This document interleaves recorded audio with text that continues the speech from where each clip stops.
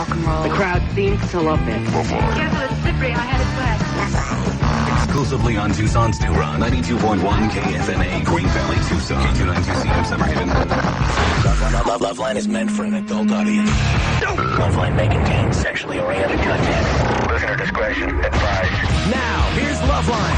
1-800-LOVE-191. With Dr. Drew and Adam Carolla. Yes. Hey there. It's the Loveline. Boy, it's deja vu, Drew. How's that? I feel like we've done this before. This show? No. It's always fresh and new. That's I feel like right. It's a brand new life every time I come in. It's a wonderful. Wait, life is wonderful. I feel good. I got to say. Did you watch the Oscars? I watched the Oscars. I slept this weekend. Well, we're going to take care of that. We're going to wring this right out of you. I had a cup of coffee. Adam? Dr. Bruce is not here. Dr. Drew is back. I kind of miss Drew. I hate to admit it. I really do, but I miss Drew. Where the hell were you? New York. Oh. Ask me when I got back. When'd you get back? Last night. Oh, right. Oh, the humanity. What'd you do in New York? I moderated a panel the AMA was putting on, presenting some interesting papers on media and behavior. Uh-huh. Get the snoring thing out. The snoring. How'd that go? Great. It went very well. You're becoming kind of a big wheel in the doctor world. No, I'm becoming. Don't you think? No, I'm becoming like a moderator. Like when people want somebody to sort of handle press and present information and stuff. Yeah, I'm sort of that guy. Like, I'm going to get in business with those prevents people. I swear to God, and start spearheading the morning after. That's my next goal. Good. I'm going to align myself with a bong manufacturer. Why don't you threaten if I can't get going with that? Why don't you threaten to lighting yourself on fire or something if more people don't use the morning after pill? Well, I was thinking about that, but I realized someone may call me on it, and then you'd be shopping for a co-host. Okay, phone number 1-800-LOVE-191. Fax number what? Just watching the awards, and I found out another thing. I didn't realize The Shining was a Kubrick film. Oh yeah, I didn't know that. Yeah, I was watching the whole Kubrick retrospective thing, and there was a few good movies in there that I forgot were his. Yeah, so I forgot Full Metal Jacket was his, too. which was a great movie. If anyone hasn't seen Full Metal Jacket, certainly the first hour. Oh, with the drill sergeant and everything, that is an excellent movie. And The Shining, it always, you know how it kills me when I realize, well, Drew, you never saw The Shining, right? You know, interestingly, my wife hasn't either. Yeah, I don't, you both should get a divorce.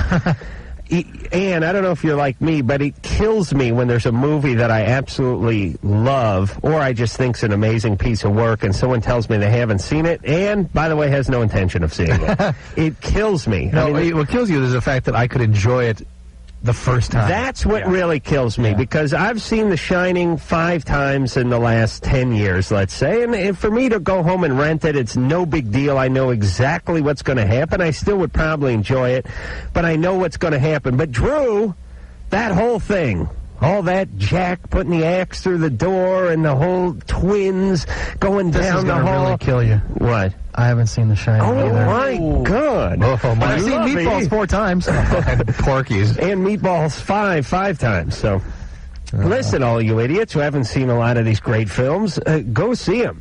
I mean... have you seen Life is Wonderful yet? Life is Beautiful? I haven't seen that. I love... Should I see that? Well, they're calling him the next Chaplin, really, isn't it? I didn't like Chaplin that much. Listen, and I'm not telling everyone to go back to the 30s and see Wings or anything, because all this stuff that people, what was genius back then, I look at a lot of movies, I look at it like Cars. It's like fantastic. For the time. Yeah, but you'd be pissed off you had to drive around a Model A. Yeah. Right? Yeah. I mean, a classic, but no air conditioning. Yeah. Lisa? Yes. You're 27. Yes. What's going on? I called because I have a boyfriend who asked me to tell him about my sexual experiences with other men while we're in bed together. Mm-hmm. And I think there's something wrong with that. Did you tell him that? No, I didn't tell him that yet. Why don't you tell him that? Well, what have you told him? That I wouldn't want to know the same thing about him. Yeah. Here. That makes me pretty uncomfortable. That makes you pretty healthy, too, by the way. So you haven't divulged anything? I did. Yeah. Has he functioned okay? I mean, does he need this in order to function? That's what it seems like. Oh, that's bad. You mean, when you say function, when Drew says function, he means be able to maintain an erection. Right. He needs that? Yeah. Yeah, that doesn't bode well for you or his psyche. Describe this guy to us. What's he do? What's he like? Oh, let's see, he's outgoing. He's a businessman.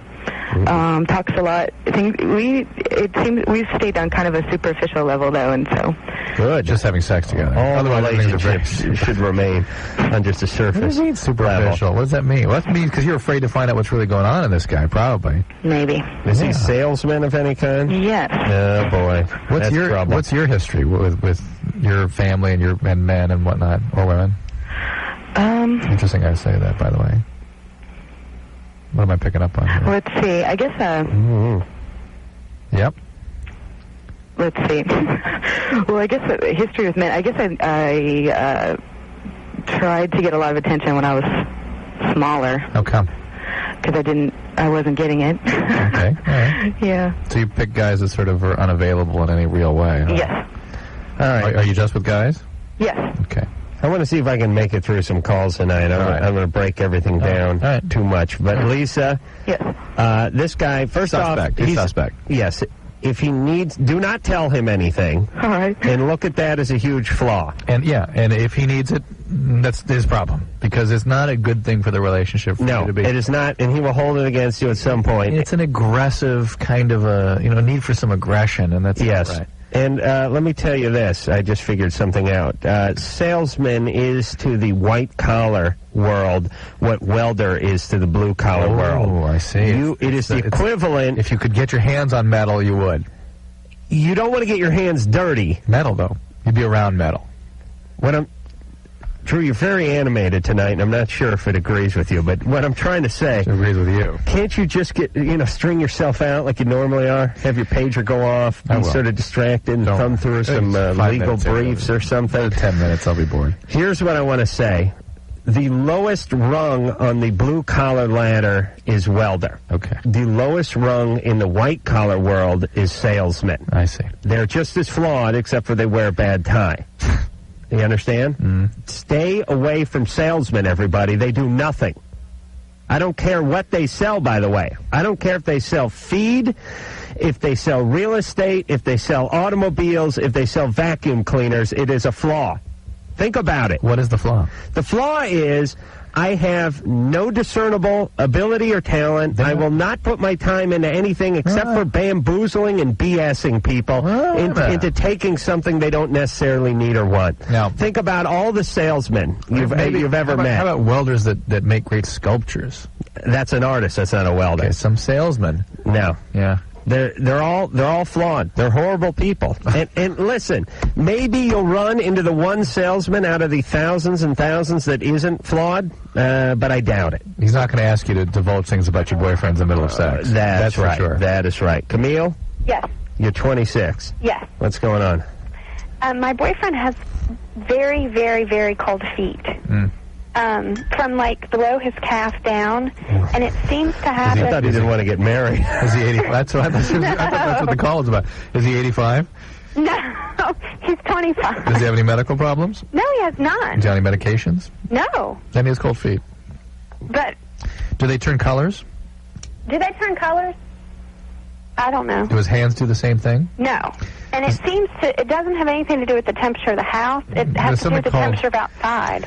Do they smoke cigarettes? No. There's something called Raynaud's phenomenon, which Raynaud's? is Raynaud, R-A-Y-N-A-U-D apostrophe, yes. And it's sort of a irritability of the arterial vasculature where there's a overactive constrictive quality to it. Okay. So the blood supply kind of gets restricted and things get cold and turn white and then blue and then sometimes red. Well, wait a minute. You say it doesn't have to do with the temperature inside the house. No, it doesn't.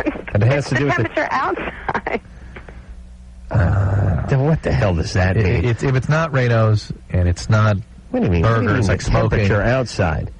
Like if what if you're in a movie theater and it's 80 degrees in the movie theater and it's snowing outside and you're watching a 2-hour movie? Is his feet still going to be freezing? Yes, he puts socks on. All they do is sweat. They're still frigid. He's a cyclist. They're frigid outside. He puts cyclist. The only thing that fixes sure it. Is he a high performance cyclist, like a competitive cyclist? Yes. Now, most cyclists I've talked to have been honest with me. Talk about things they take. Oh, no, he's totally against that, and he's not like professional. So all right. He's not doing that. All right, so who knows? I mean, all right, he's all right. I don't understand how the inside temperature doesn't make a difference. I'm trying to think of there are things you can get from running too long or from marching too long where you actually start to smash red blood cells up, and funny things can happen to your extremities, but nothing comes to mind. How can the temperature outside be the only factor? I wonder if he injured, sitting in that seat all that time, injured the autonomic nervous system somehow. Who cares? Yeah. Julio. Yes. Julio. Well, I don't know. How many Julios do we speak to? Hey, Julio. It's a weird situation. I've been going out with a 27-year-old, and pretty much I went to see her yesterday and told me that she's dumping me because she found someone else. Turns out she has a trainer who's a female, and trainer has gotten involved in this religious consciousness, some kind of cult or something or another. What's it called? She calls her guide. Now they're moving in together, and I'm just wondering, Sounds like you should count your blessings. Can someone just turn gay like that? Is she gay, or she just... Well, she says they're moving in romantically also. She's told you that? She said they're lesbians, and that she's a lesbian, and she's not friends with herself. How much detail does she have to get into in order to break up with old Julio? She couldn't just say, we're moving in different directions right now in our lives. Found somebody else. Well, no, she said that part of the breakup was also her encouraging me to join this, cult of hers that she's with. Yeah. Where they do, things where they chant and roll up their eyes and green essence comes out and I don't know what else. Well, listen. Hey, listen. It seems like you dodged a bullet. Listen, everybody who gets involved with junk as an adult, no matter... Let me give everyone a quick speech here. It doesn't have to be a cult, by the way. Born-again Christians, any religion... Compulsive flying of model airplanes. Well, no, please, that's a very healthy hobby, Drew. Well, the point is, I can't. There's if you could. If I could, I'd go fly those stupid planes all the time. But the point is I've been once in the last month because I'm working, and that's the difference. That I'm not shaving my head and dropping out. Whatever it is, drugs, Christianity, collecting of Beanie Babies, whatever it is, whatever you get too into, something's up. Yeah, but something's wrong with that person. That's right, but it needn't necessarily be, pathology. Collecting Beanie Babies may be just sort of a way of managing some part of oneself that's not so healthy. Yeah. But if you sit at home on the internet all day and do nothing but that, there's a problem. Sure, yeah. You can have your hobbies, but you get up in the morning, you go to work. That's the you don't move in with the lesbian yoga instructor and start killing chickens. Would you not say green essence is what they're looking for? Right. That balance is a way to assess health. That's balance. all. That's it. Yeah. That's all of life, everybody. Yeah. That is it. Drink a little beer, smoke a little pot, do a little work, watch a little TV, sleep a little, work out a little. It's all balance. Say hi to your folks once in a while. Just everything in moderation. Nick. How you doing? You're 20. Yes, sir. What's going on? How you doing, Adam? Drew? Nick? Yes, I have a problem. I've been going out with my girlfriend for 3 years now, and she wants me to have a threesome with her best friend, and she's a female. 3 years? Yes, sir. Is that relationship coming to a close? I mean, it's always been good. There's been problems there. What kind of problems? Just arguing about stupid stuff like, you went out this weekend, what did you do? And I say to her, you went out this weekend, what did you do? Remember those days when you cared, Drew? It's always been open, Had a will to live then, too. It's cool. Is she discussed attraction for women ever before? Yes, she has. Pamela Lee Anderson. She said she loved her. Well, listen, Pamela's mom has an attraction for her, so she Pamela is a young lady cross-dressing as a female. Yeah. She is. She's a fetish. She's like a walking fetish. Yeah, but she it was like 2 years when we were going to... God bless her, by the way. Thank God we embrace Poor Pamela Lee, I mean. She's laughing all the way to the bank. Hey, Nick, quiet down. How old's your girlfriend? She's 20 also. All right, you've been together for 3 years. Yes, sir. She's a little chaotic, right? Oh, yes. Yeah, we both are, though, you know? Yeah, okay. Yeah. Now, this thing's coming to a head, this relationship. Uh-huh. It's going to end soon. Well, has it been moving in two directions at once? Yes, we have. Recently? Maybe about 3 months ago. She's working on that. Working off that right now. She's going to try to really put a sabotage. Really put a sabotage on this one. A kibosh. Yeah. It scares her too much to get married. Which I always pronounce as kibosh, by the way. I don't know if that thing changed. Enjoy. Yeah. Hey, Nick. Yes, sir.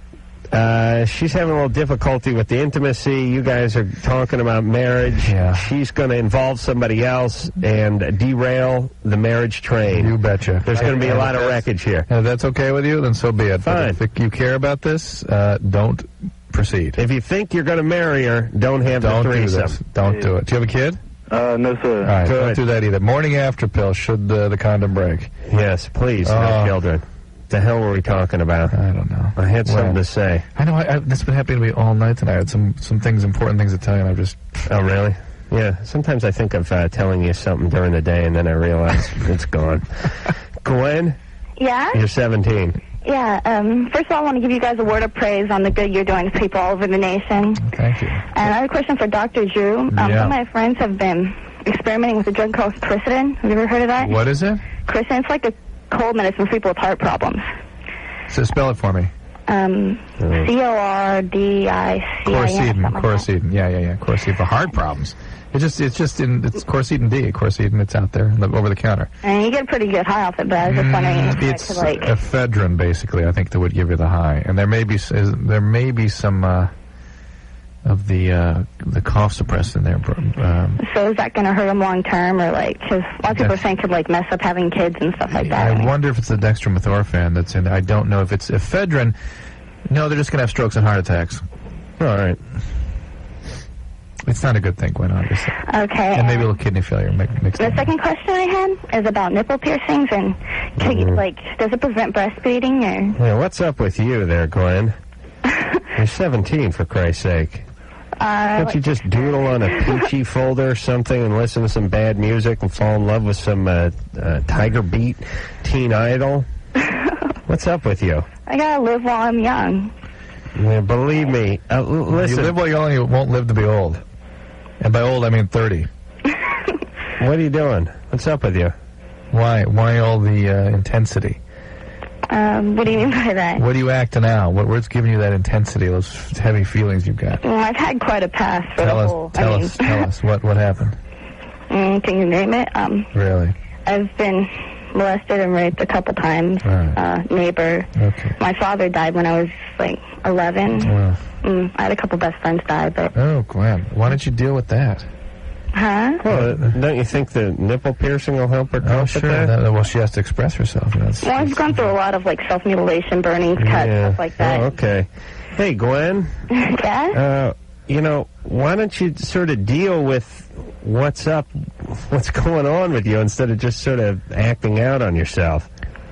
Well, I wasn't doing the whole nipple piercing thing as acting out. I was doing it because I thought it'd be kind of neat, but... Yeah, Gwen, how did it happen that we went right for what was troubling you when you asked us the question? I mean, it was clear. It was part of it was the context of your friends doing over-the-counter drugs in such massive doses that they get high on it, even though it could kill them.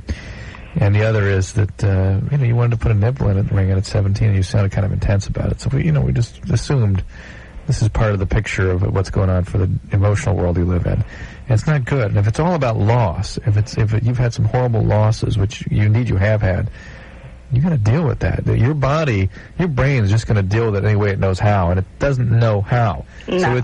So it's doing all kinds of things. It's causing you to cut on yourself and get around people that distance you from these heavy feelings as a way of surviving. But there are better ways. And then... No, how about there are groups out there, for women's groups are started. There's someplace you can go with your feelings, feel safe. You know? Really? My mom had me seeing a couple Christian counselors once, but it was kind of, That ain't the right angle. Not especially. They told me to pray about it, and I would get hurt. And I don't want to disparage. That may work for some people. For Gwen, that is not. I don't think that's for you. You have to be sort of your tank has to be almost empty in order for that to work. You got to be grinding a hole, or you got to be in lockdown. I mean, you got to be in prison.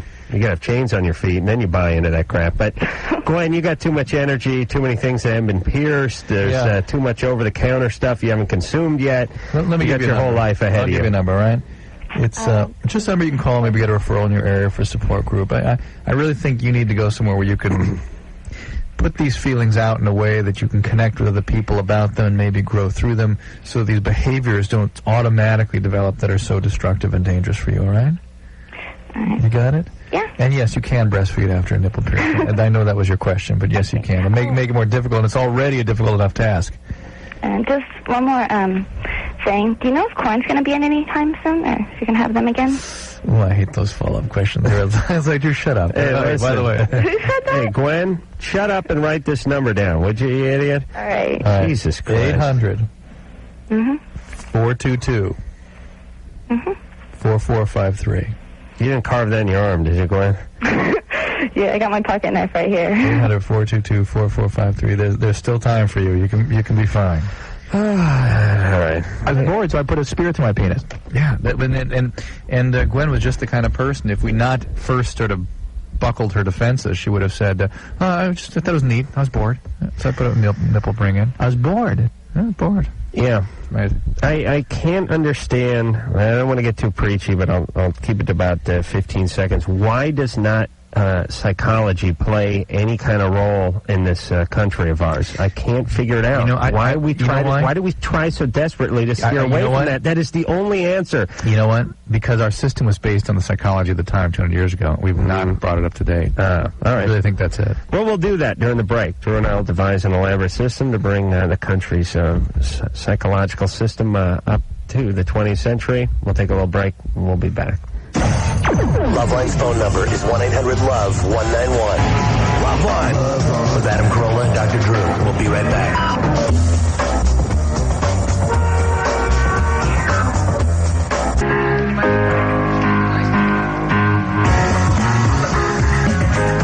Hey there, it's Loveline. I'm Adam Carolla. That be Dr. Drew. Phone number 1-800-LOVE-191. Yes, sir. And it's back to the phones we go. Deltwan? Yeah, just call me Del. Del, all right, that's easier. What's going on? Del? Hello? Yeah, we're here. What's going on? Yeah, I'm having a problem. There's like bumps on the area above my penis, and I'm wondering, can you get warts up there, or could these just be hair bumps? They could be follicle infections, but they also could be something called molluscum contagiosum. You know, we're doing a live MTV broadcast someday this week. And yeah, I don't know what that is. What is that? It's the Kaiser Family Foundation, who are great, and they are sort of sponsoring an evening on STDs. And there's a video where you're supposed to watch. I have watched. And it doesn't mention a lot of stuff, and it sort of inaccurately renders some other stuff. Who did the video? It's a Sex in the 90s video, probably MTV. Mm-hmm. So anyway, molluscum contagiosum is a virus you can get. It's little like whiteheads. And if you sort of scrape them off, little like marbly, like little white balls come out of them. And they go away by themselves, and they have no consequence. Would you get warts at the base, typically? You can get warts on skin. You can get them elsewhere. Yeah, you can. But there's also something called condylomata acuminata, which is not good. That's more of a syphilis thing. Right, okay, what can I do to help any one of the three things that you You need to have a doctor look at it and determine what he or she thinks it is. Get a he. Why? I don't know. It's kind of weird, but I just think it's, I think a guy understands the venereal game better than a chick, I disagree. You might get a little high five out of him. God. Watch whose wax you dip your wick into next time, brother, and then, he gives you and points his finger at you. You know what I'm saying? Yeah, you're living in 1957, I think. Oh, okay. Hey, speaking of that, did you, you're watching the Oscars tonight, right? Yeah, a little bit. And did you see Gwyneth Paltrow win for Best Actress? I did not. Okay. For one brief second there, I thought maybe Drew and I were going to be able to discuss something over the air that we had in common, I that did. we both witnessed. I did. Forget about it. No, it's over. You said you watched the Oscars at the beginning of the show. Up and down. I was in it, and I watched probably 10 total minutes. You missed Best Actress. I know. Ann, did you see Best? Yes, I did. Gwyneth? You know what I thought was funny is she gave this great speech. She was very emotional. I realized that what we want to see is emotion. Yeah. It's not eloquence. She was up there looking like someone woke us up out of bed and handed us an Oscar. Yeah. She was like crying, and she was shaking, and she was turning different colors. And at the Jack Nicholson brought her up there. Oh yeah. Wait a minute. Jack Nicholson, right? Yeah, he brought her up. And he was standing off to the side while she was doing the speech, and it was funny. At the end, she got real emotional, and she was talking about a couple of cousins who apparently had died early on in her life who weren't here to see this, and it was like, Larry and Karen, I want to dedicate this one to you, and she was crying, and then she said thank you, and people were clapping, and Jack was like off to the side, and when he came at her, Jack gave her one of these. He gave her like the 2 fingers and the cha, and I thought it's a real Jack cool thing to do. The problem is it came right off of her talking about her cousins who were killed or died somehow tragically early on, but he gave her that Hollywood sort of two pistols. The 2-pistol thing. 12-shooter. 6-shooter. 2 6-shooters. I'm sure he would have given her the 2-pistol thing no matter what, and just didn't expect her to go out on that kind of note. You know, I was at a AIDS benefit. They would have driven you crazy, but it was a sort of in benefit of Sharon Stone, and she got up and gave a great speech, but it was all, again, emotion-packed, and you really realize that you're just drawn into people that are having an experience. I don't know what the hell she said, but she just had everybody spellbound. Well, you're staring at her tits the whole time. No. She really can speak, and there were other great speakers that night, but she, just by virtue of being able to manipulate her feelings. Not that I want to compare the two, but, look what Hitler did. Yeah. I mean, think about that. Yeah. He got up there, pounded his fist, got real emotional, engaged a lot of people, and bam, World War II. You know what I'm saying? Yeah. It's not so much what you're saying, it's how you're saying it. Watch, I'll give you an example. Morgan! Yeah? See? This is what you've just done is the equivalent of Jack and the 2 6-shooters. Morgan, what's your question? Was date rape? Yeah. See? I have this problem. No, I've known this guy for about 2 years, and I've been good friends with him.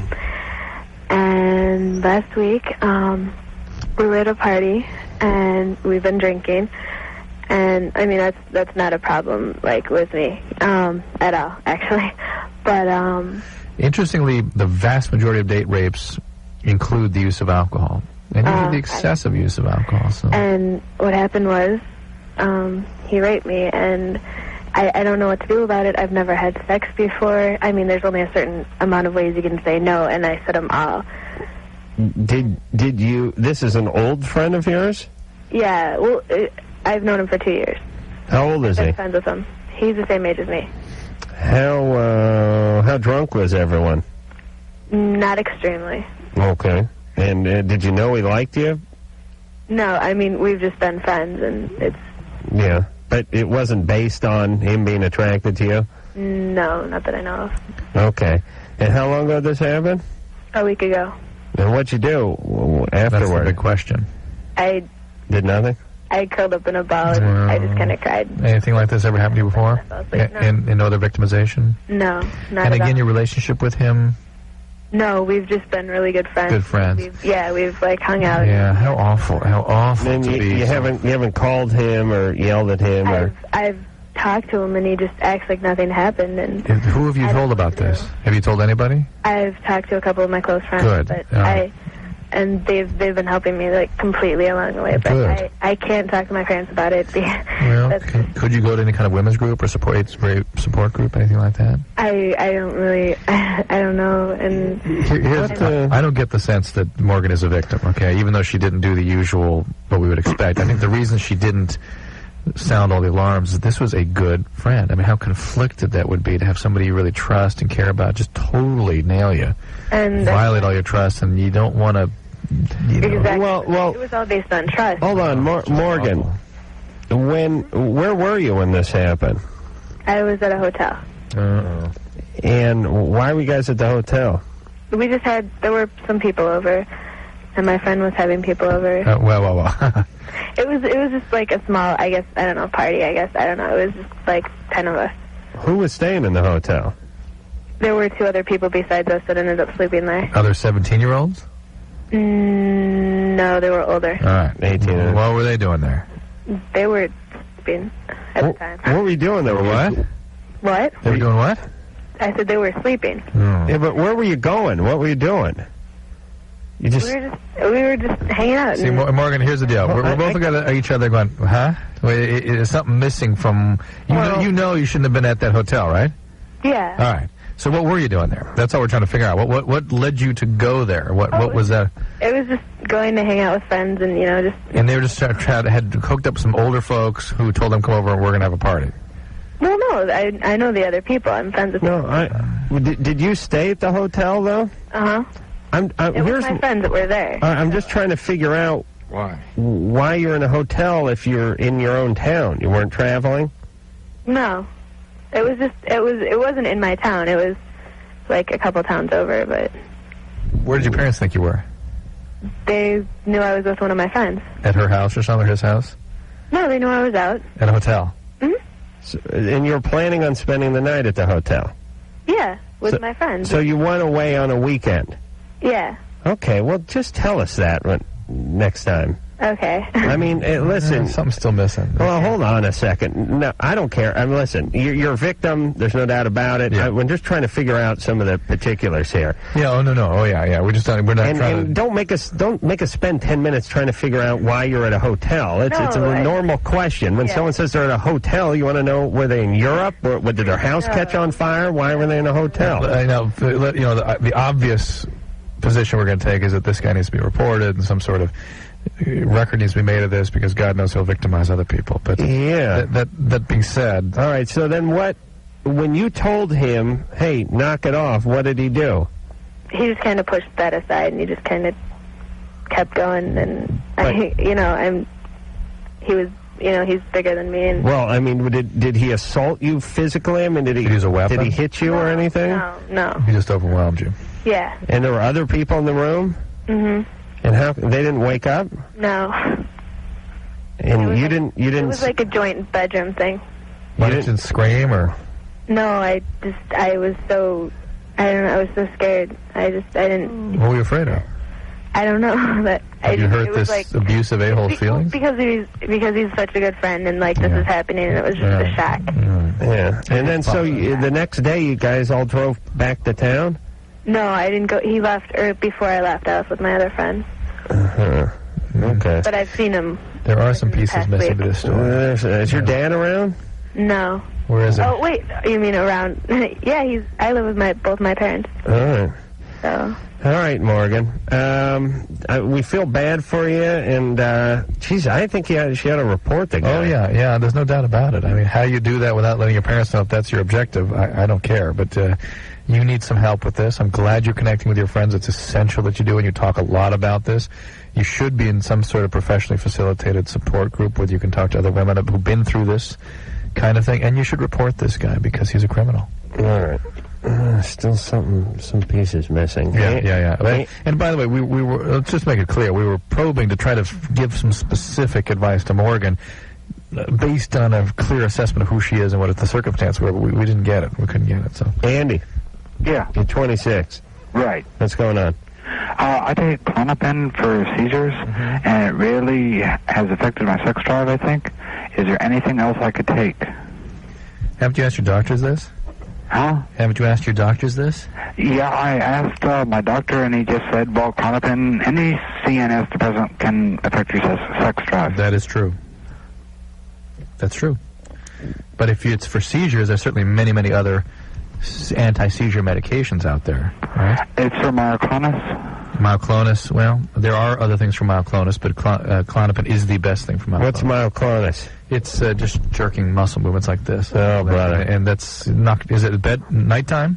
Yeah. It's only at nighttime? Only at night. Do you have a sleep disturbance from it? Yeah. So it's basically, there are other things you can do with that, by the way. Things like Cinemat and Neuropac sometimes work, but it's too much movements during the sleep. Cinemat has levodopa-dopamine in it, and they don't want me to take that.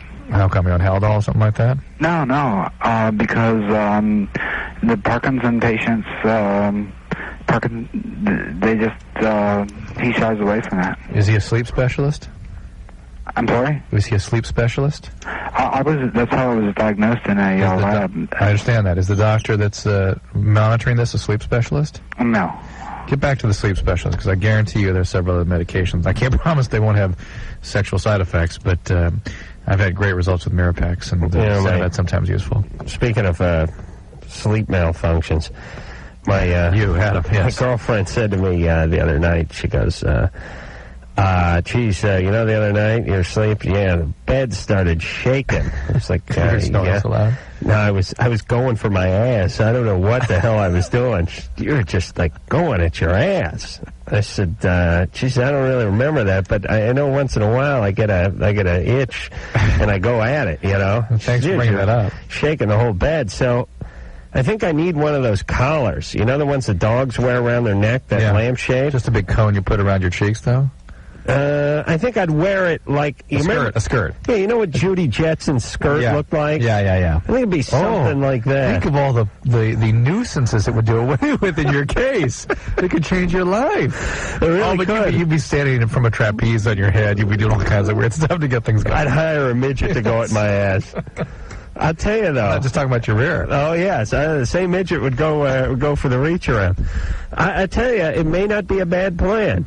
It could really. I think change your life. Think of the work I'd get done. I'd probably write a book. You know what? I'm going to get the sexual compulsive organizations and report this. It's interesting. I'm working it out right now. You know what I think, though? Not right now. I think future generation of Corollas would have longer arms. I think we would evolve that way. We would overcome this. All right, we'll take a little break. We'll talk to Mike when we come back. He's 21. His sister's boyfriend is verbally and physically abusive. He wants to know what to do about it. We'll tell him after this. You have 5 seconds. Loveline with Adam Carolla and Dr. Drew. 2. Back in a minute. 1.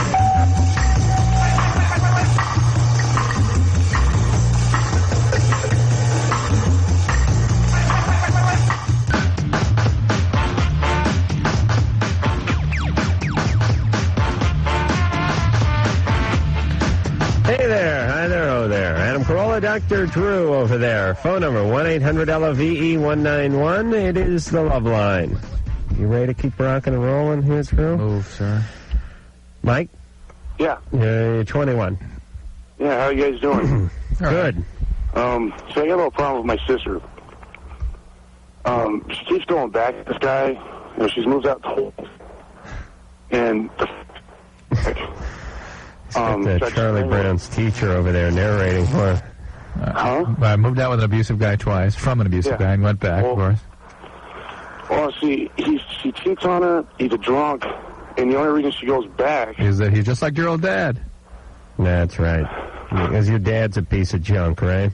No. No? We have both, me and my sister have great relationship with our parents. But the only reason she goes back is because they have a 3-year-old. Yeah. Either she's got a brain tumor or there's something you're not telling us about your real dad. Or the way he used to be. Oh, my dad's great. All right. We both get along with him, but... Or the way he used to be. How did he used to be? He used to drink? No. Mom? He didn't drink? Your mom didn't drink? Uh-uh. And never raised his hand to you or your sister? No. No. Why would she get hooked up with the abusive guys? That's what I've been trying to figure out for the past 3 years. Okay. She keeps going back, and, you know, he has her believing that she can't do any better than him. Right. Yeah, but why such awful self-esteem? Was your sister overweight when she was young? Yeah. No. Well, that could be it. That's part of it, then.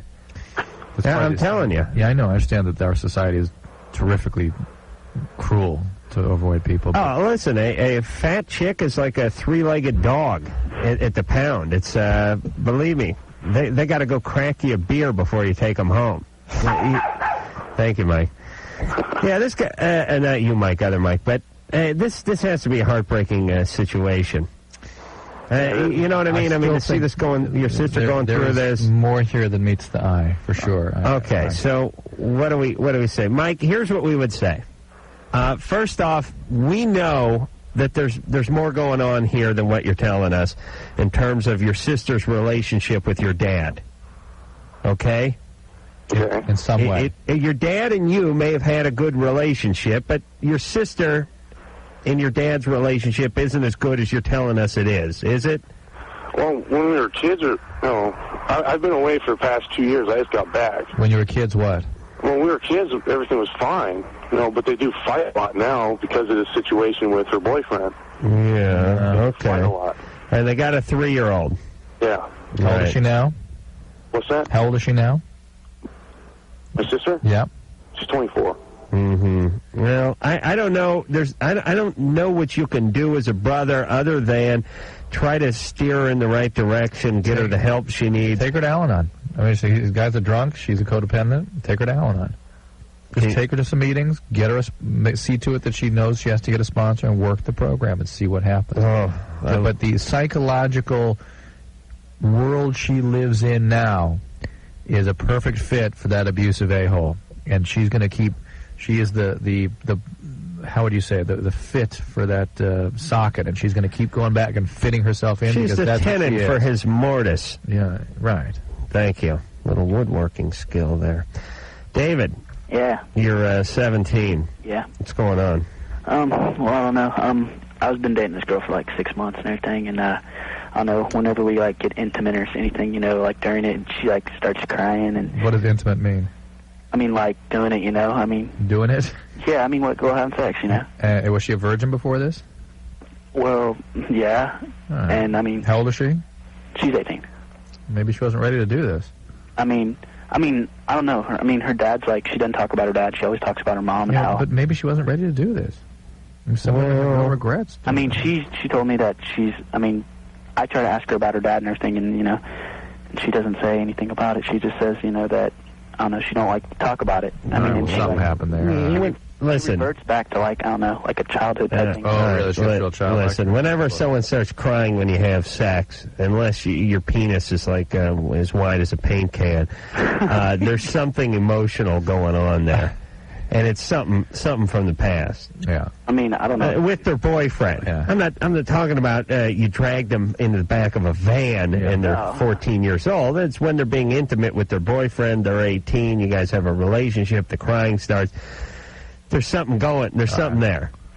Yep. You know, for women, when women have sex, it's like they've opened the cellar door, and whatever's been down there, whatever grandma canned is in there. It's all coming out. Yeah. Man, we don't need that. We have the TV on. We could be on the internet browsing something. I mean, it's not that it's not as big an emotional issue as it is. Right, as that for men. Yeah, yeah. I mean, it doesn't. Everything doesn't come flying out your urethra. Just the semen. Well, and some men sometimes have certain kinds of emotional reaction to it, but it's not usually as intense and not usually as involved with connectedness. Right. But all right, so what does a guy like David do? His girlfriend's crying when they get intimate. Well, she doesn't want to get into it. I mean, maybe he shouldn't get into it. You know, he's got his hands full. Yeah. All right, just oral sex from now on, David. It's going to mean something in their relationship, and you're going to have to keep your wits about you. I don't think a 17-year-old guy's equipped to hold down a relationship with the sanest of all women. I really don't. Do you know what I'm saying, Drew? Yeah. I mean, what's going on hormonally and biologically for a guy when he's 17 and what's going on with a girl when she's 17, 18 in terms of having a relationship. Most guys don't even have the skills to cope with a, quote, healthy girl. Yeah. Then you got one that daddy did a bunch of unspeakable stuff to, and now you go, it's like halftime at the Laker game when they have the chick go out there in corkies and see if she can hit a shot from half court. You know, that is, they have a higher percentage chance of pulling that shot off. Did I date myself with the corkies reference there, Joe? Wayne? Yeah. You're 15. Yeah. What's going on? My mom is dating, in my opinion, a real a-hole. He came home drunk one night and really ranting and raving, and he actually hit my mom, and that just set me off. I mean, I was getting ready to kick his ass. Yeah. For lack of a better word. And I'm afraid if something like this happens again that I'm going to end up killing him. Sounds like Sling Blade. I don't know what to do. You like them French fried potatoes? Nope. Wait, serious. Come on. I mean... you brought up the Sling Blade thing. You know, what can this guy do? I mean, on one hand, I wish he would hurt the guy. But well, here's what you got going on here. Wayne, first guy, original daddy, was probably a little rough around the edges too, right? Of course. I never really knew him. Okay, but I'm guessing he was. And according to my mother, he was. That's why she left him for a while. But she keeps finding the same guy over and over again. Can you point that out to her, or have you tried? I've tried to, but it's like she doesn't want to. Have you told her how angry you get and how concerned you are about your potential to harm him or be harmed yourself? Yeah, I have. But and what the does she thing say? is that he had me so mad that night that what I does she always thought not to fight unless I absolutely had to. I understand. Wait, what did she tell you when you said you might hurt him or yourself? She says that she knows that she'll talk to him. Oh, boy. Oh. How old's your mom? She's 43. Mm. You know, it's just it's scary that screwed up kids are we're getting into the first generation. I mean, the first or second wave here, just screwballs, where the kids are smarter than they are. You know what I mean? Or at least more emotionally mature than they are. Yeah. I don't know what you can do, Wayne. I mean, seriously, your mom needs she needs a little help. She needs a little therapy, and all you can do is, don't keep any guns around the house. Try to stay out of this guy's crosshairs. Yeah, stay out of the way, but promise me you won't get involved in any sort of physical conflict, and what you will do is just call the police. And I know Adam hates those types of calls, but that's what you got to do. All right. Just call the police, stand back, call the police. Okay, we'll be back. Loveline, be right back in a minute.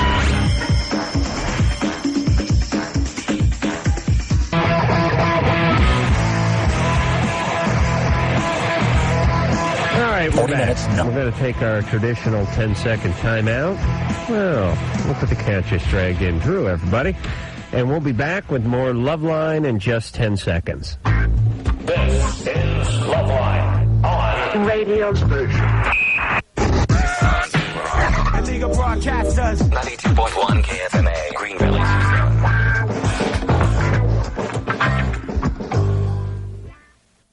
Back to the phones we go. Mike? Yeah. You're 34. Hello. What's going on? Well, since I'm a little nervous, I guess I'll get started off on a little fun here. Your screener told me to bring up the traffic light problem in Culver City. And she said you'd begin ranting about that. So. Left? Are you from Culver City? Well, I work in Culver City. You turn left in Culver City. It's hard. I actually saw some of the guys working on one of the light systems there, and they're just like the three biggest doofuses you've ever seen. Well, Culver City has an arrow for everything. If you want to scratch your nuts, you got to wait for an arrow so you can put your hand down your goddamn pants. And I don't mind an arrow. I think an arrow is fine for a left-hand turn. When you need it. Arrows all over this beautiful country of ours, and there's sometimes when the traffic starts backing up, like on Ventura Boulevard where it hits Laurel Canyon and it's 5:30 in the afternoon and only 2 cars are making it per shot and there's 100 cars that want to turn left, you need that arrow. But there is no reason for that arrow to ever turn red, because once it's done being green, then you go back to normal traffic as per usual, which is the same crap you deal with when there's no arrow. And there should be no reason for the arrow to turn red. See, Adam's thing is in the middle of the night here when we leave the studio, there isn't a car. We're the only 2 cars in Culver City. Right. Us and 800 red arrows. And all you do is look at miles. I understand now the view from the pilot's seat when they land the shuttle at Edwards Air Force Base or wherever that dry lake in Mojave is. You look, you cannot even see a headlight. I sit out there with a pair of military binoculars. I can't find a headlight coming the other direction, and I just sit there waiting to be carjacked at that red turn signal. And to me, that can be nothing but a revenue manufacturer. And I know the one you're talking about. Oh, what? How can you know? I see it at 12 at night. They're all over the place. Morning, 10 minutes, the light stays red, and there's like people, skeletons in cars next to me. I mean, it's unbelievable. Yes.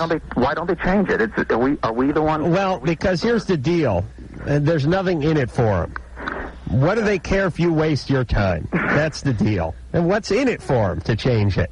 Exactly. Get you home 5 minutes early, but what's in it for them? They lose a potential ticket writing opportunity. And they've put some video cameras in now at these intersections. That's great. Listen, I just run those reds. Oh, yes. I run the arrows now. I just say screw it. This is a free country. This is not what... Would John Wayne sit here? I can't see a pair of headlights in front of me. The signal's green, and I'm sitting here like some kind of jackass getting hemorrhoids. I'm just going through it. I suggest everyone do the same. Mike, you have a question? Yeah, I've had problems with depression in the past, and I've been going through therapy. And you got to go around Culver City. Believe me. And so I developed this friendship with a girl. It went on for about a year and a half, and we got became very good friends. Then in the past month or two, she started doing things which were pretty flirty, and I was still being standoffish. All the friends, all the girls I know say, hey, we don't do that unless we're interested in you. So I finally told her that I was getting interested in her, and all of a sudden she just snapped and just very coldly and angrily just said, nothing's ever going to happen, nothing ever will. And I was just blown away. So, okay, fine, I'll get over that, right? It launched a series of depression over the weekend that has just been unbearable to the point of an hour ago I was throwing up. It's so bad. And I have no idea why this... 34, I could see 19. I'm losing you. You've been treated for depression in the past? Yes. I think it may be time again, I'll tell you. Well, I currently am. What are you taking? The problem is I called my shrink tonight, and I didn't get a call back. So talk about rejection. I can't even get my damn shrink to call me. Yeah. But, well, it's probably at some Academy Awards party getting loaded. What are you taking now? Doing cocaine. Yeah. But that's my problem. What medication are you taking now? I was taking Prozac, and I quit because I was dating this one girl, and I was unable, sexual dysfunction. I was unable to achieve orgasm. And Mike, there's other ways to deal with that than stopping your medication, right? Well... Yeah, but listen, Mike, you're 34 years old, and if you're vomiting at 34 because some chick you sort of had your sights on rejected you a little bit, it's time to really get back into it. Heavily into therapy. Really get into it. Yeah. Not just, hey, I'm kind of into it now and then. You spend many years working regularly. No, I'm saying actually have it catered. Don't leave. But just wait till the lunch truck comes by. I think it's clear how delicate his biology is and how he tends to fall over the cliff into depression very easily. Yeah. And that must be treated. Now, certainly a lot of the serotonin reuptake inhibiting medications do cause sexual dysfunction. And you shouldn't have to have that side effect. Sometimes adding Wellbutrin, switching to Wellbutrin or Remeron or Cerazone will do the trick. And you need to discuss that with your doctor and talk very clearly about how unpleasant you find that side effect. You shouldn't have to have that side effect. Do people call their shrink a lot? That goes on, doesn't it? Never done that. Had a few shrinks in my day. I'm always like... I just have the shrink just to say I have the shrink, but I don't want to get into anything with them, I'm not going to call them up. But hey, I'm going through some feelings right now. Yeah. That's bizarre to me. Yeah, me too. And I would feel too. Listen, intrusive. You feel it's intrusive. Yeah, I mean, I understand they may tell you. Well, wait a minute. I don't think my shrink ever gave me his number. But the point is, if you're paying them $90 for 50 minutes, and then you call them up at 10:30 at night at home and talk their ear off for 20 minutes, hey, you owe them $50 in my book. You know what I'm saying? Oh, absolutely. All right. Drew, you should call shrinks. I mean, you got all those patients bothering you. Zach. Yeah. You're 16. Yes, I am. What's going on? Well, I am pierced. I don't know if it's a lot. It's like seven piercings. And every time someone calls you guys, I love you guys, by the way. You guys are like my favorite show, but every time someone calls and asks about piercing, you automatically assume they're screwed up somehow, and I was just wondering why. Not automatically. I do. Not automatically. Yes, you do. We're easily to go in that direction, though. Well, listen, I judge books by their cover. And by the way, that is the worst adage I've ever heard in my life. Everyone should judge a book by cover. When you go to the supermarket and they got the chick with her skirt pulled up and the gardener's on top of her, go ahead and assume that's just some crappy romance novel. And if you have another book and it has like Colin Powell on the cover, assume there may be something on him inside of the book. Just think if you couldn't assume what your magazines had inside based on the covers. Yeah, you know how you can tell the Sports Illustrated swimsuit one? There's a chick in a bikini. She's on the front. So I judge books by their covers. That's the only thing, since I don't read, that's all I got to look at. Except our book. Don't judge that one by the cover. I see a guy, well, you'd assume it was Adam and Drew book, wouldn't you? Because our picture's on there. Find me a book, by the way, that you shouldn't judge by its cover. And I see some guy with multicolored hair, a bunch of tats, and a bunch of piercings. And I assume someone screwed around with him. Or he's just sort of antisocial, or he's just kind of screwed up. People become antisocial by virtue of having been screwed with, usually. But I'm like neither of those, and I think it's attractive. That's why I do it, and that's why I enjoy it. What do you got, like 12 ear piercings? No, I have 2 in each ear, my tongue, and my nipples. You're 16. Mm-hmm. All right, well, let me probe a little. Where's your mom? My mom is in Texas. Yeah. Where do you live? I live here in California. How come? Well, my parents divorced when I was 7, and I lived with my mom after the divorce, and then I kind of went through with my dad for a year. Why'd you leave your mom? Because I felt kind of guilty, because my dad's in the military, so he had moved away, and I didn't get to see him but like on summers. And also my mom was a bit overbearing, so I went to live with my dad, and then I went back to live with my mom, and now I'm living with my dad again. What do you mean overbearing? What does that mean? Like, she's just overprotective. Like, okay, an example would be... No getting your nipples pierced? Well, she actually doesn't care anymore, but back then, like, you caused her to capitulate. She moved on to bigger and better. She's worried about heroin. She's on a heroin now. No, she's not like that. I felt kind of betrayed, though, because she chose to be with an abusive husband over me. So that's why I came to live with my dad this time. But, Well, why was this guy abusive? I don't know.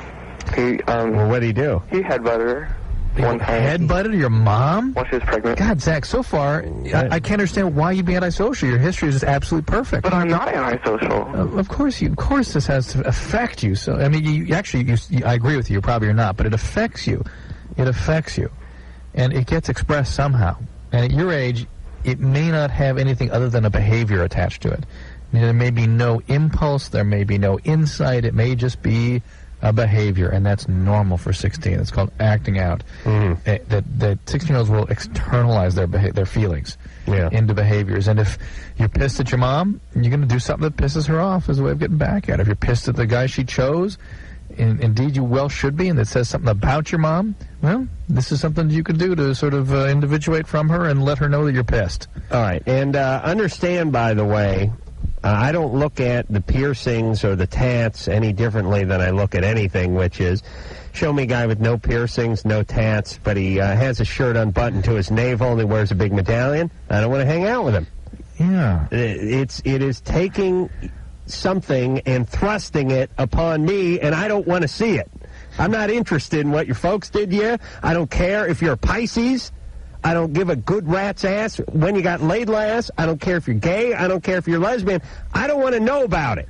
And I don't want to see you coming 100 feet down the street and know that you're lesbian, know that you're gay, know that you got laid, know that you're a Gemini, know that you're into Billy Ray Cyrus, know that you're a white supremacist, know that you're into black power. I don't want to know about any of it. Just put on a goddamn sweater and leave me alone. I don't want to know what everyone's into, and this is the thing that pisses me off. You're not saying you want them to hide it. You just don't want them to intrude. No, I want them to hide it. Well, if they hide it to yourself, you idiots. Put on a baseball hat and a T-shirt and get the hell out of the way. Interestingly, Zach made all of our points for us, right? Okay.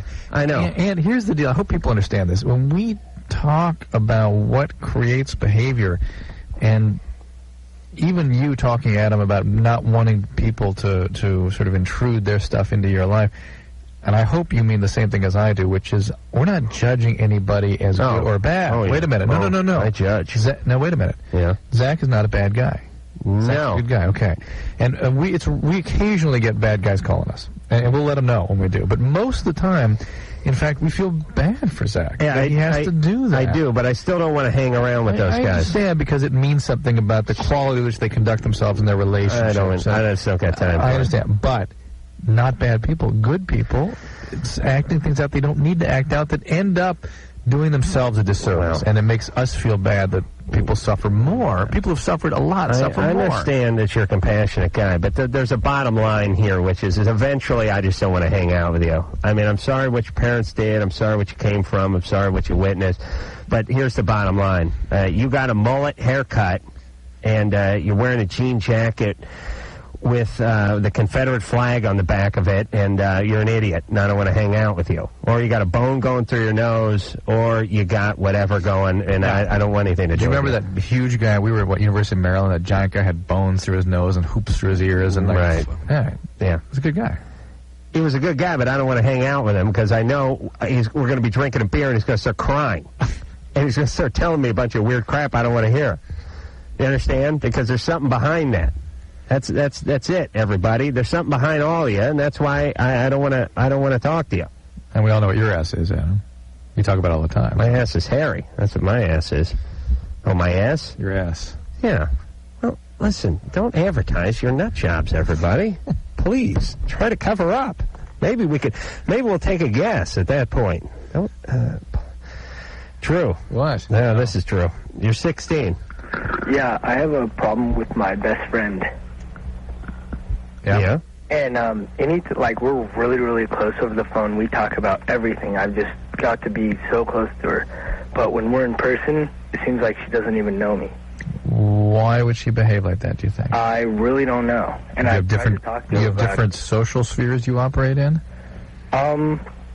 She's 2 grades older than me, except I hear her, like, all her friends come up, oh, yeah, she's talking about you, she likes you so much. She likes you is a boyfriend? No, just as a friend. Well, why would they tell you that? Just to say, like, that just to show that we're close. We have to talk to her. No, we don't care. No, but there's no way we'd know the answer. Well, why don't you just confront her on it? Well, I have. And then what'd she say? And she just says, no, I tried to talk to you, but what's your problem about it? Yeah, we have to talk to her. Yeah. And I want to say that you guys are great, and I don't think Adam gets enough credit because... He gets tons of credit, believe me. Well, it's all from me. No, BS. I give myself credit every 5 for minutes. Christ's sake. You live all day in a world of ass-kissing. You're my stern but there you brutal go. master, Adam. Please, I do not. I get abused from all sides. Thank you. I have another question. I started smoking bud a lot, like last year, and I quit, about 8 months ago. Yeah. Like right when school started. Right. And I haven't done it ever since. Congratulations. But I've just kind of been having problems lately. I'm not sure if I got depressed from it or... You bet. What happened there. Well, 8 months out, you just now got depressed? No. You've been depressed over the last 6 months? 3 or 4 months. Which is real typical. The significant depression in the first 6 months of marijuana abstinence is very typical. Now, it's always hard to assess how much the marijuana use was being fueled by a depression that you were trying to manage with the marijuana. He was 16. He probably didn't put a whole, he didn't have 15 years of playing in the Whalers or something. No, I understand. Yeah, I understand. But it's hard to, the point I'm trying to make is hard to determine how much is the biology of the drug, how much is his psychology. I would say this is 75%, 80% psychology on this one. Just sounds like it. When you're 16, it's okay. Many 16-year-olds are depressed. You quit the weed. Good for you. What are you looking at? There's a question up there that just looks awful. Really? Painful. Which one? 4. 4? Drew actually flailed at the screen, everybody. He was reading the screen, and he went like, "Fah!" He threw his hands at it. Rita? Yes. You're 21. Yes, I am. What's going on? I've been married to my husband for 3 years. Mm-hmm. And we just lost, the end of January, we lost our oldest son. He was 2. He was 22 months. To what? And, To what? He drowned. Oh, my God. But my husband, and we have a 6-month-old. Well, what happened? It's a long story. Oh, boy. I was on the... Okay. I know, it's sad. All right, I won't get into it. Okay, that's fine. Anyway, we decided when I got pregnant with my oldest son that we were going to have 2 children. Yeah. And that was it. And he was going to get a vasectomy because I don't want to be 43 like my mom and having my 6th. Right. So that's what we decided. Well, we had my oldest son, and then I have a 6-month-old as well. Not with your husband? Yes, with my husband. Okay. I've been married for 3 years with him. So all right. we had our 2 kids, and now since we lost my oldest son, my husband had decided that he was going to get his vasectomy. Since we've lost my oldest son, he has decided that he's really pushing me to have another baby. really hard, and I don't know how to tell him no without. Why? Let me just ask a question. Why no for you? Because I don't want to try to replace. I think it's not that I don't ever want to have another baby. It's just that not right now, and okay. I cannot. Rita, I think it's a very healthy impulse. Okay, I think what you're sensing in him is he wants to replace the loss with a new one, and that's very unhealthy for the new child. And I'm trying to explain to him that you cannot replace. You can't replace. Whenever parents act out their own S on a child, that their emotional needs are dependent on the child. That's exploitative, and it's very damaging to the child. Yeah. Your parents? I never had that. My parents didn't know they had kids. What are you talking about? That's a kind of an acting They would have acted out had they been aware. That's a kind of an acting out. I still, once in a while, talk about my sister, huh? Yeah. There's two of us, Well, really? She's still in We Germany? thought that was just you. No. And we thought you had lots of different haircuts. Remember the old term neurosis?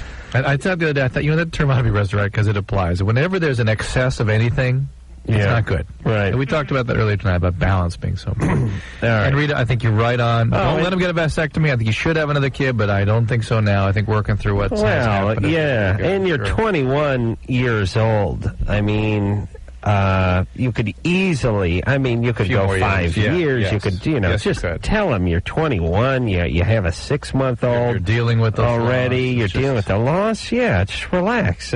Go a couple of years. I can't call it like that. I can't either. That's why I'm not going to. If I have kids, I'm not going to name them until they're like 15. Because I couldn't cope with that, getting that close. It's going to be number 1 or hey you boy or thing 1 and thing 2. You know how you call dogs that you don't know? Yeah. Hey, come here. Come here. Hey, come here. How about just kitty?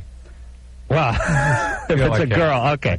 That's what I mean. If it's a girl, I'll go with the kitty. Right. Although that's kind of a name. There's Kitty Carlisle. Oh, sure. I have to go to the bathroom. I have to work this out. You going to go vomit? No. Okay. Well, who are we talking to when we come back? Jared. He's 19. Why does he always have an erection when he's with girlfriend? Shocking. Yeah, he's 19. All right, we'll be back. I feel so liquidy. Really? Why? You're listening to Loveline with Adam Carolla and Dr. Drew. Loveline will be right back.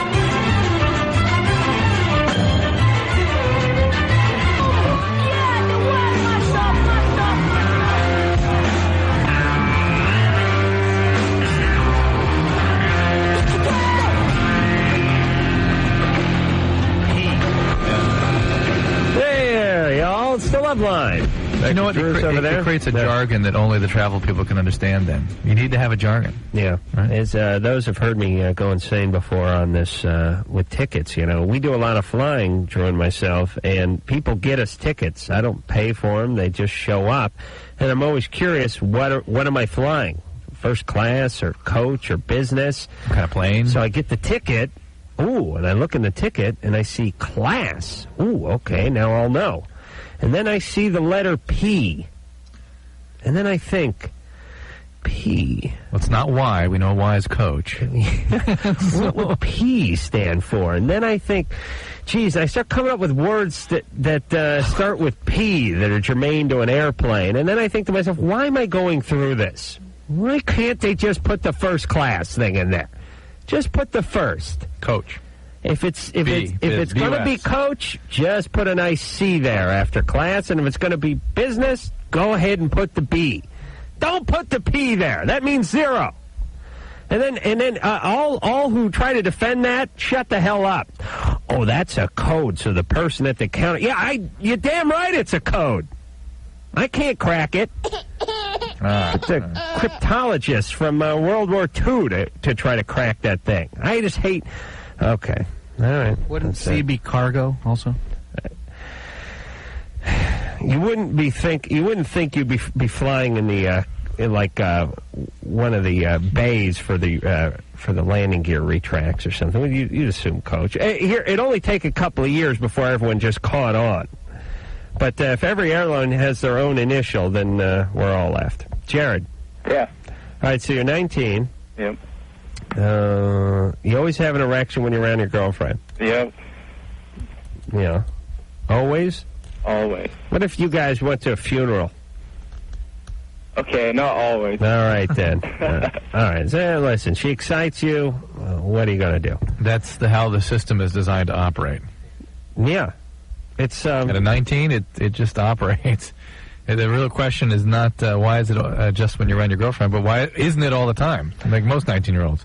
Well, I got to get back to, one of my horrible analogies here, but it's like a dog. Dog starts salivating when you're eating. Just the thought that he may be eating, or just that there's food in the room is exciting. It's the Pavlovian trigger. It's just right there she is.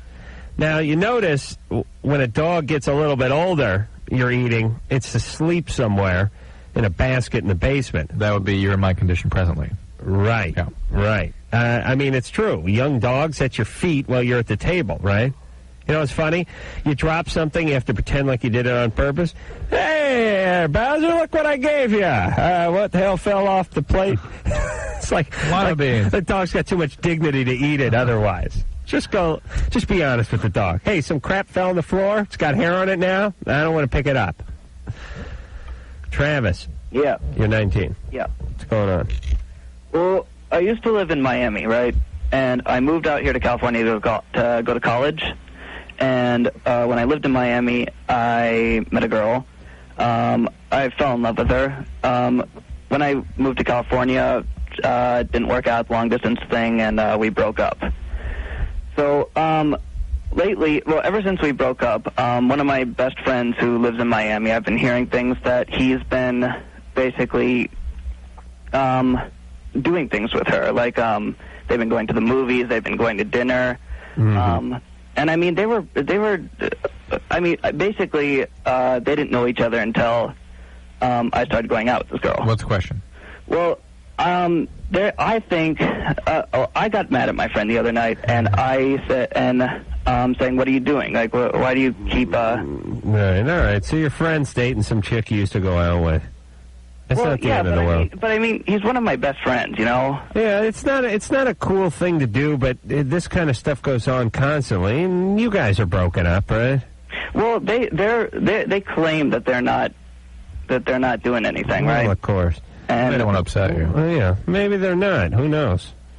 I mean, they're saying I'm crazy. I mean, but I just want to know, am I crazy? Well, you're for getting mad at it. No, listen, you're allowed to feel. Well, first off, who dumped who? She dumped you? She dumped me. Oh, well, okay. Now you have every right in the world to be outraged. Yeah. You need to move away from her life entirely. Entirely. That's the craziness. The craziness is staying involved with her in some way. Well, she keeps saying, No, forget it. Let's be friends. Saying? I love you so much. Exactly. Yes, Travis, forget it. Forget it. You need 6 months of total abstinence from this woman. Yeah. And let her get on with do whatever she does. That's fine. That's her business. You must get over this. And you're not over it when you're not over it. Drew, is there a girlfriend that you were soulmates with that you even have spoken to in the last 5 years? 5 years? 10 years? 10 years? You know what I'm saying? Oh, yeah. Think about all those nutty broads you dated. Oh, you guys had a special bond, a kinship, you're soulmates.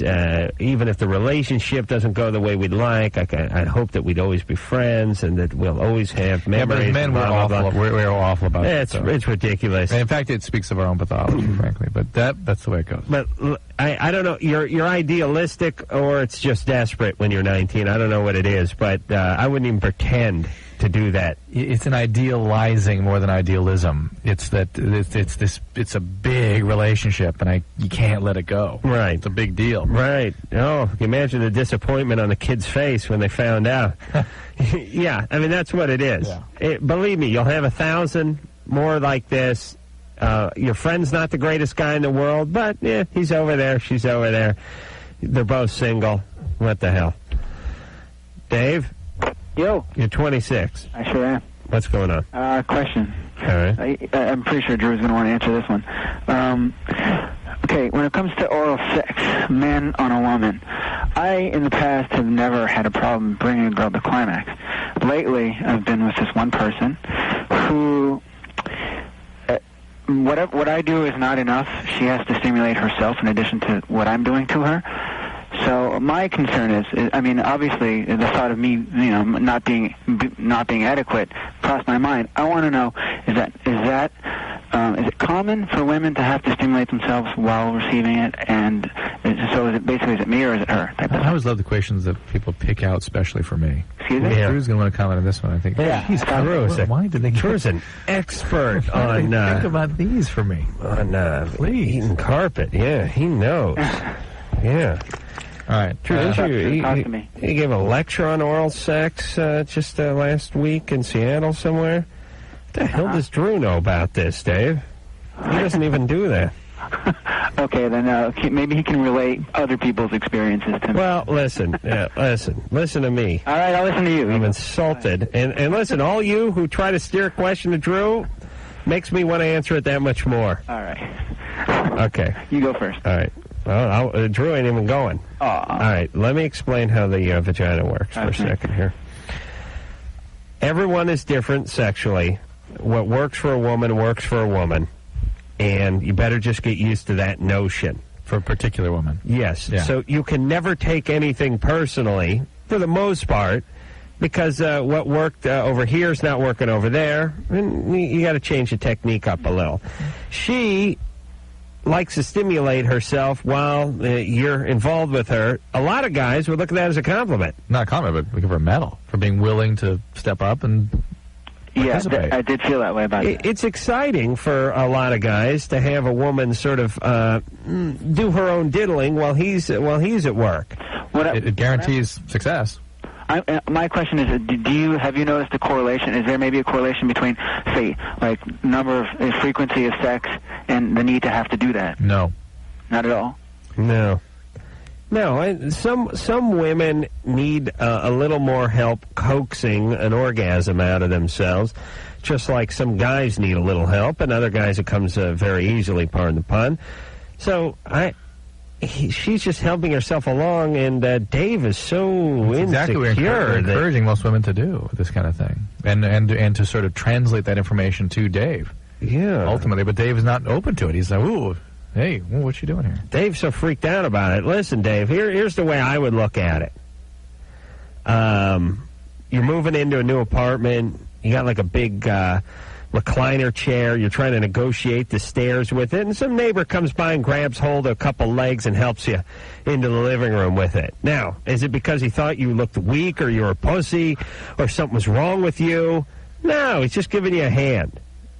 Give him $5 and a beer and thank him. Fine. Made your job easier. Get over it. Yeah. Okay. Missy. Yes. You're 25. Right. What's happening? Well, I have a best friend, and we've been best friends for 8 years, and within the last year, he decided that he likes me more than just as friends, and... By the way, hold on, Adam's going to sneeze. No, by the way, and by the way, all that, nothing. Yeah, and by the way, it's you've been friends for 8 years, and in reality, he's liked you all that time. He just got up the nerve to tell you a year ago. He's masturbated to you 1,300 times. I got news. I got news for you. It is so sad.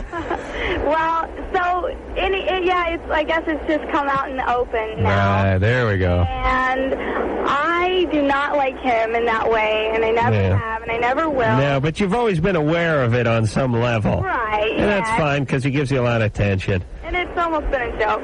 But it's not a joke to him, Missy. You gotta be away from him for a while. Well, right now, that's what he's saying. He doesn't want to talk to me. He doesn't want to see me. He doesn't want anything.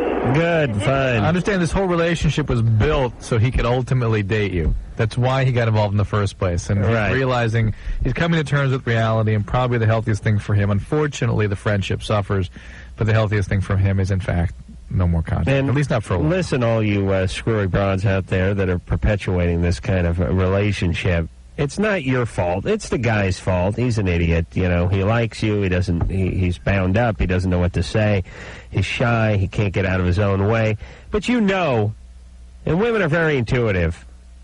They're not real smart, but they're real intuitive. They know when somebody likes them. Yeah. And they know. on a certain level when a guy likes him and he can't do anything. So it just means he buys some tickets to concerts she wants to go to. He's sort of there for her. And let's face it, we all could use a right-hand man. You know what I mean? Give you a ride when the car breaks down, when it's time to move. He's first to show up. He's loading all the junk in. Wingman. Yeah, it's like your wingman. Let me tell you something, people. Let me tell you how guys treat guys when there's no sexual interest. It's abuse. They wait till you get drunk, you pass out, then they pee on you. Otherwise, they're just beating the crap out of each other, right? Yeah, I mean, understand when guys start saying stuff like, "Hey, let me pick up those tickets. Don't worry, I got it." Oh. That means something because guys are like, "Hey, not only do you owe me for the ticket, but there's the handling charge. That's Ticketron. That's $4.95, and then there's gas." You know, I mean, I had to drive down to the Music Plus. And you got to hurl a few insults in the middle of all that. Right? Of course. I mean, it's out and out abuse. So, do not, girls. You know these guys. You are torturing them. You're going along with them. You didn't start it. It's not your fault, but you're perpetuating it. Yep. It's like selling hot merchandise. You didn't steal it, but you know what's going on, and you're profiting from it. And if you don't know, still give the guy a little distance to get over it. She knew. This one knew, yeah. All right. So what'd you lose? You lost something that was based on him liking you anyway, and you weren't interested in him that way. Anyway. I'm sure there was a real friendship that actually developed, but it was built on something a little dishonest. Right. Okay. When we come back, we'll speak to Paul. Wife flipped out on him. She's not herself, needs someone to talk to. Ooh, Paul's crying. Holy Christ, hold on. Paul? Yes. I thought you were crying. Okay, that's better. I know. Hang on. We'll talk to you when we come back. Yeah. This is Loveline. Loveline will be right back. Loveline. Well, I was going to give the phone number out, but forget about that. I'll just keep moving ahead here. Paul? Hi. All right, so your wife flipped out on you. I've known her for about 8 years. We've been married for 5. We have 2 children, a little boy 4 and a little girl 2. And wait, so you got married how long? We've been married about 5 years. All right. Yeah. She, from Monday to Thursday, I mean, this is basically directed towards Dr. Drew. Oh, wait, Adam will help too. It's all right. I'll defend Adam here, but go ahead. I can't get any answers from the doctor. She started just going, she lost her mind. She wasn't the same person. I'd look in her eyes and she was gone. Thursday while I was at work, she took a butcher knife out the kitchen in front of my children, stabbed herself in the heart with it. The children saw the whole thing. This is the first night I've been home alone. Oh, my God. And she's in the ICU unit at hospital out here. I just came from visiting her, and when I got to leave, I had to leave. I couldn't stay. Visiting hours were up. I just seen her. She just withdrew in herself and changed. Went into convulsions. Whoa. Convulsions? What do you mean? Just now? Yeah, at the hospital, yes. About an hour ago. Now, wait a minute, Paul. She started hyperventilating. Her heart was about to beat out of her chest. Because, were you upsetting her, or? All I was doing was leaving. I had to go. I have the children to take care of. Was she getting upset because you were leaving? I don't know. I was looking her dead. Well, was she lucid when you were there? She was fine. She was back to her old self. So she survived this thing. She's okay. Hold on, Paul, you got to help us with this story here. Yeah, we need real clarity here to be able to help you. The knife missed her heart. It hit her rib and went down. Okay, so you were having a conversation with her while she was in her hospital bed. Yes. Yes, okay. They opened her up. They had to do exploratory surgery. I understand. What are they telling you the problem is? They don't know. They're just telling me they don't know. They have no idea. Have they had a psychiatrist see her yet? She's talked to me. He's talked to her. They don't know. The psychiatrist has? Yes. And he has not given you an impression yet? Yeah, I talked to him today at home, and they've got no idea. No idea why? They just don't know. It happened in 4 days. They don't venture a guess? No, he said they're gonna start doping her up with medication and try kind of a shotgun approach at it. They have no idea. My question is, what could make someone do that, especially in front of the 2 children? She loves these children more than anything in the world. How has she been before? She's been fine. She's Asian. She's been fine. She loves cooking. I bought her these knives she stabbed herself with for an anniversary present. They're a real nice set of Did something happen that sort of challenged her recently? Any issues? And what's her past like? Was she abused in any way? No. You sure? Her family's out here? Family's out here. Her parents are all here. She does not use anything. She No drugs. Drinks a sip of beer and she's lit. She's about 4.5 feet tall. She drove a knife 2.5 inches into her heart. Did she tell you? Well, it didn't go into her heart. It missed her heart. They said her rib deflected it. Okay, so stop saying heart because it's not didn't go in her heart. It sliced her pancreas in small Okay, intestine. she stabbed herself. Yes. Got it. Did she say that something was causing her to do this? No, she told me that she was trying to save me. From what? I don't know. She won't answer. Okay. All right, so you've never had an argument with her? No, I wouldn't say never in the past 5 years, but not within the past 3 months. And there wasn't any blowout? You didn't cheat on her? No, never. Nothing? You got your job? I love her. Okay. I was 50 miles away listening to the whole thing on the phone. What whole thing were you listening to? When she stabbed herself, she called me on my cell phone and told me goodbye. Why? She didn't say. She just said, I love you, goodbye. Has she been complaining of depression lately? No. All right, Paul. She's euphoric when she's not herself. She's been watching that show I've done on the WB? Oh, boy. No. No, that's the impulse you have. Oh, UPN. Sorry.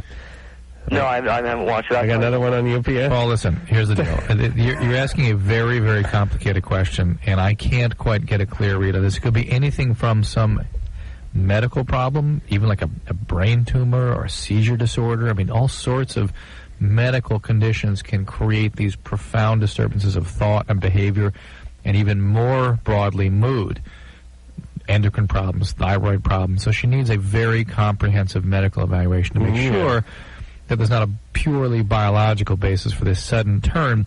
And I'm pushing that point based on you telling us that pre this episode she was perfect, which I doubt. The other possibility, this is part of a long-standing problem that you've not been aware of, whether it's bipolar or unipolar depression. I'm getting a little...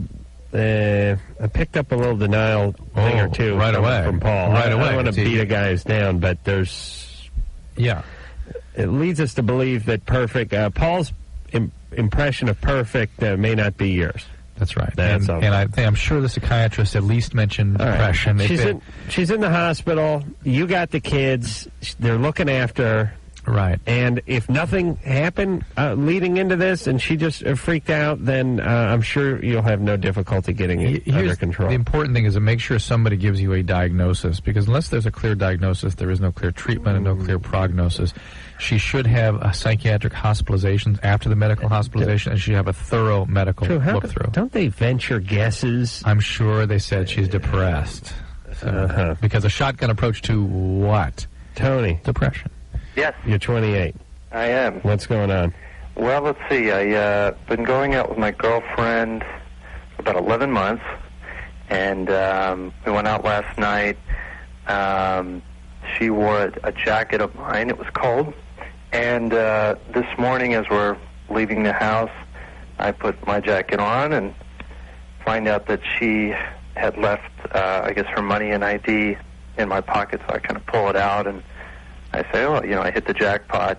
I had her money, and I saw that I had the ID as well, and she saw it, and she kind of flipped out that I had her ID and was nervous that I was going to look at it, and she said, oh, the picture's terrible, a lot of women say that, and I said, angle, yeah. The picture could be terrible, whatever, but a little too slick. But she was a little too kind of... Right. Crazy. How old did you think she was? She told me she was 28. Mm-hmm. Turns out she's 57. How old is she? No, she'll be 33 this year. It said buy bonds on the side of the picture Uncle Sam asking you to buy bonds. She's you thought she was 28 or 27 and she's 33? Right. All right. How long you been dating her? 11 about a months. year. Yeah. All right. Well, All right. She got caught in her lie. I mean, that's not that big a deal, though. It's not a big deal, but the first reaction when she finally told me was, well, what else happened? What else? Yeah, that's the usual reaction. What are the lies you're telling me? I don't always get that. I get that with behavior in terms of executing behavior.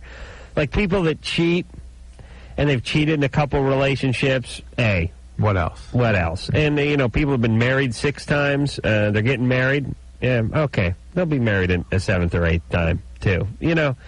That kind of thing. Why do you say lying about this? Lying about what else? Because I think what happens with something like this is we live in a society where we put a little pressure on women. She may have been interested in him. She probably made this announcement early in the relationship and then realized, well, it's not really affecting anything, but who the hell wants to go back and sort this thing out? No, I so agree with he you. believes me, and I'll just keep it under wraps. I agree with you. I would go ahead and assess the rest of her behaviors and see if those made sense. But just this one thing, I mean, here's what I'm saying to Tony. If everything else is great, and you busted her on this one thing, throw it out. Yeah. If this is a long list, a puzzle is starting to be put together, and you're starting to form a picture, then it counts as something. Yeah, I think you're right. I think that's good advice. All right. This, by the way, is why I don't understand whenever there's a court case, everything's, that's not admissible. Right. Oh, he beat his other 5 wives. But we can't bring that up. This is back to the new system we need to create. Yeah. Well, it's like, during the O.J. trial. Well, the fact that he beat the crap out of his wife, threatened to kill her a couple dozen times. That's something that might that's neither here nor there. That might persuade the jury, and it might. It may persuade the jury. Yeah. Hey, no ass. What do you? The whole deal is to try to persuade the jury based on past behavior and tendencies. I mean, it's like, if you had a dog that bit somebody, if it bit 5 other people, wouldn't that be a factor? Or do we just have to talk about this one incident? Good or bad, bring it in. If the dog never bit another person and the mailman walked past it every time, bring the mailman in and let him explain how he walked past him every time the dog never even got up. And if he attacked the mailman, bring him in and let him say that. It'd be reasonable for somebody to say, no, that's the past. Please try to judge the present. How you wouldn't even say that? Try to prove. There has to be proof for the present behavior, but you should know this past history in assessing that. It's 100% germane. 100%. Yeah. This guy, this piece of garbage that killed Polly Klaas. Oh yeah. This guy. Yeah. I can't think of his name. John Davidson, wasn't he? Didn't he host a game show? This guy had a string as long as your arm of abducting women and either attempt beating them and having sex with them and trying to kill them. I mean, this guy was breaking into people's windows at night and coming into bedrooms and driving vans up to girls that were coming out. Oh, we can't get into that. You know what I mean? This guy was in and out of jail, 25 times, has a criminal history as long as the Manson family. And each time it was like, well, they can't really discuss the fact that he'd broken into a bunch of other houses and tried to put duct tape women's mouths closed. I mean, what else do you want to discuss? That's all there is. That's it. That's all. And by the same token, if a guy had never done it before and he'd been living next door to the Playboy Mansion for 27 years and he didn't even pop a boner once and you're accusing him of doing that? It means something. It means something, too. You bring that in, good or bad. It's all... Oh, okay. All right, we'll take a break. I'll explain what I do with the court system in further detail when we come back. Oh, yeah! Come on it out!